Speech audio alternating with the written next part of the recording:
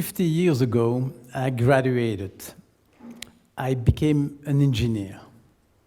And I remember the graduation ceremony. Dean came to me and said, here is your paper, but I have to tell you, you're not a true engineer. My first job, I was in a bank. I was hired by a bank, and I was assigned to the computer department. Went well. After 6 months, my first feedback, so debrief. So my boss told me, you're nice, you work well, but I have to tell you something, you're not a true computer guy. At that time, we were in the 70s, and it was the beginning of the green movement, the very first shock. And along with some friends, we founded the Green Party in Belgium. And by coincidence, there was an election to come. And I decided to become a candidate. I was not elected. And one of my friends told me, of course you're not elected because you're not a true politician. Not a big deal. Not a big deal, because I didn't want really to become a member of the parliament. My real goal was to promote ideas, to share ideas, to spread ideas. So I decided to take another way, and I started to write. I published some papers in La Libre Belgique, Le Soir, Financier et l'Économie State, in Belgium. And, but what I heard at that time as a feedback, say, interesting what you write, but you're not a true journalist. Okay, fine. So I put all my papers together, and I published my first book. Very proud. It was an infoduct about internet, and I'm quite proud because it's 35 years ago, but it was a bit the internet-like. So the book came out, and one of the first review, Le Soir, was quite positive, but at the end say, but we have to admit, Luc is not a writer. Okay. Simultaneously, I grew in this bank, and I was promoted. I became the head of the back office of the dealing rooms. You know, all those computer things, and very interesting, behind the dealing room. After 6 months, debrief, assessment. And my boss told me, you work well, people love you, but honestly, I have to tell you something. You're not a true banker. In other words, you shouldn't stay here too long because it's going to be a bit difficult. So I said, okay. So I started to look outside. And by coincidence, there was a headhunter who called me and said, we have a job for you. You might become the CEO of the Brussels Stock Exchange. I said, wow. So I accepted, and I was 40, and I became the CEO of the stock exchange. But my goal was to come with ideas and to fight for ideas, and I immediately noticed that it was a lot of politics, not so much about ideas, much more about politics. So I had to quit. And one of my friends told me, of course, you have to quit because you're not a true CEO. And then I was 40, and 40, I look at you, 40 is what we call the midlife crisis. And midlife crisis, you'll see. So you ask yourself, how I'm going to play the second half time. That's a bit the situation. And I said to myself, I know what I'm going to do. I'm going to turn my passion into a job, my passion for ideas into a job. And good, yeah. You know, Socrates said, you have to know who you are. That takes about 40 years. So I knew who I was. But then Nietzsche added, you have to become what you are.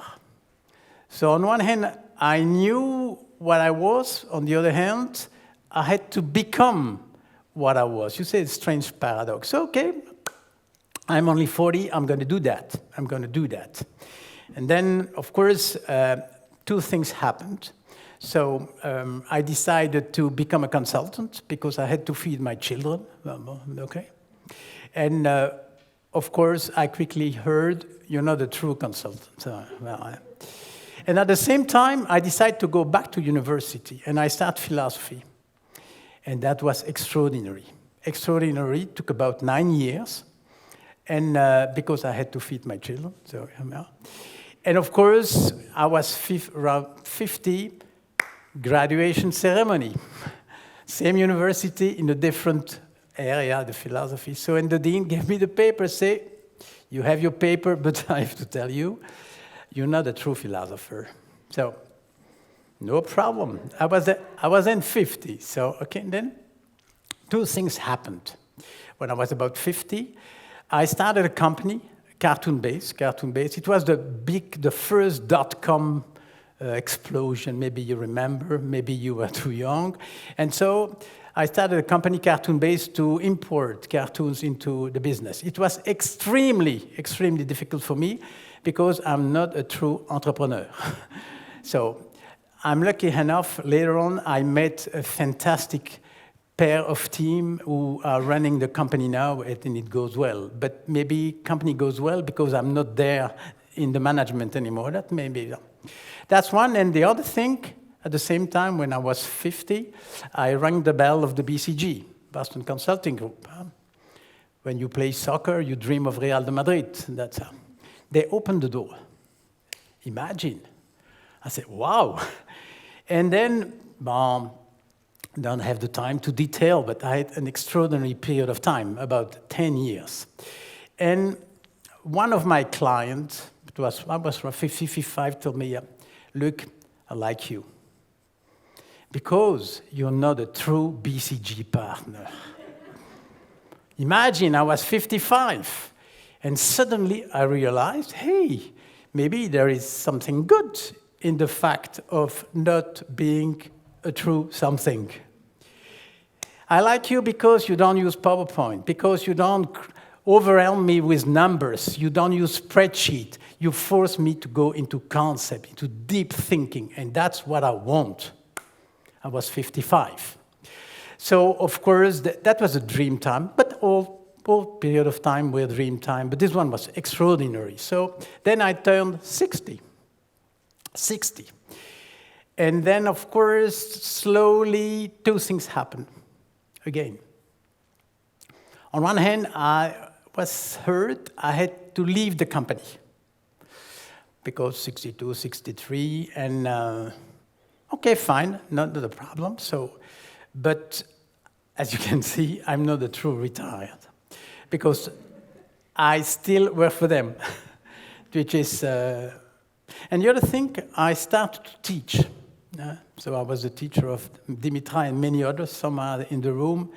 That was extraordinary, extraordinary. I really invest a lot in teaching.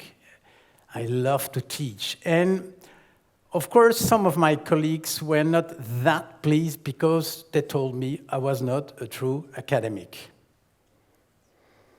What's next? I don't know. I'm on a mountain with no top. I'm climbing this mountain, and now, today, I turn 70. And I'm happy. I am what I am, a misfit. And not easy, but when you're 70, it becomes funny to be a misfit. It's a privilege. So I know what I am. First of all, I know I'm a true privileged boomer. Born in 48, yes, I'm a privileged boomer. And along with a lot of friends, we feel like committed to help, to contribute to your generation. We invest in many different projects, and we really connect with your generation because that's now what I'm truly on. Really, I'm with you. The second thing, I feel I'm a true European. By the way, I forgot to tell you, I was born in Ghent, in Flanders, but I'm not a true Flemish because I grew up in a French-speaking family. So, and I'm not a true Belgian either. I even don't know what is a true Belgian, so that's number 2. Third, and Dimitra just mentioned it, I feel I'm a true happy grandfather.